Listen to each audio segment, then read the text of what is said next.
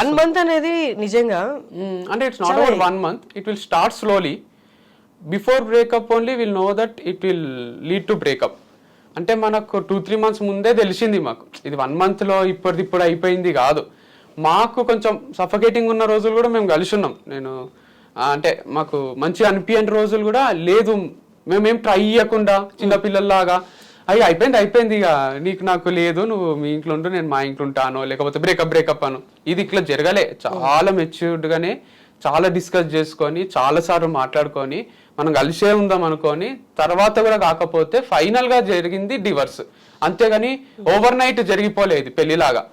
But maturity ఒకటే, love లో ఇమ్మెచ్యూరిటీయే ఉంటదేమో maximum time. I mean emotional గా ఆలోచిస్తాం కదా, ఇప్పుడు ఎంత లాజికల్ గా ఆలోచించి సఫకేషన్ ఇదంతా పెట్టినా వెన్ యూఆర్ అలోన్ గుర్తొస్తారు కదా.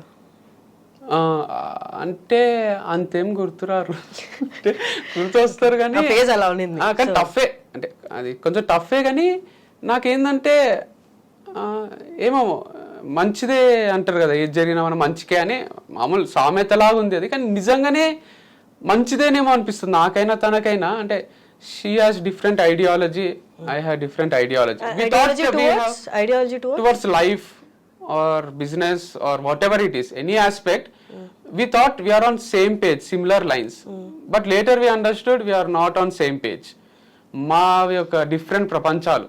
ఇప్పుడు ఏంటి మీ కరెంట్ సిచ్యువేషన్ ఏంటి, పెళ్లి మీద మీ ఒపీనియన్ ఏంటి? ఇప్పుడు ఇంకోటి చేసుకుంటారా? అసలు వద్దనిపించింది కొన్ని రోజులు, ఇప్పుడు కూడా వద్దనే ఉంది. అంటే నాకు ఇప్పుడు ఏమనిపిస్తుంది అంటే ఆడపిల్లలతోని ఫ్రెండ్స్ లాగా ఉంటారు, క్లోజ్ అయితే కొన్ని బెనిఫిట్స్ ఉంటాయి. ఫ్రెండ్స్ విత్ బెనిఫిట్స్ అని ఒక సినిమా ఉంటుంది అంటే నేను చూడలే. చాలా మంది గర్ల్స్ నాతోని ఆ ప్రపోజల్ కూడా పెట్టిండ్రు, ఫ్రెండ్స్ విత్ బెనిఫిట్స్ చూడలేదా, చూడు బాగుంటది అంటే. నేను ఇంతవరకు చూసుడు కాలే, నాకు చూస్తా ఒకసారి అంటే. చూడొద్దులేండి, అవసరం లేదు. దట్స్ డిఫరెంట్ వే, మీకు సెట్ కాదు. అదే నాకు సెట్ కాదు అనిపించింది ఆ టైటిలే. సో నేను అదంతా వద్దు అనుకునే మ్యారేజ్ అనే కాన్సెప్ట్ పట్టుకున్నా.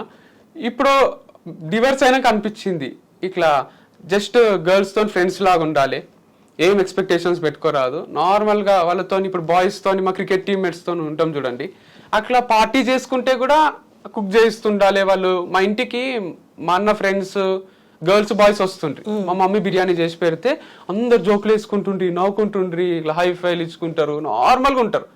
ఆ లైఫ్ స్టైల్ కాలేజ్ ఉన్నప్పుడు ఎట్లయినా ఎంజాయ్ చేయలే. పెళ్లి అని డిఫరెంట్ జోన్లోకి వెళ్ళిపోయినా.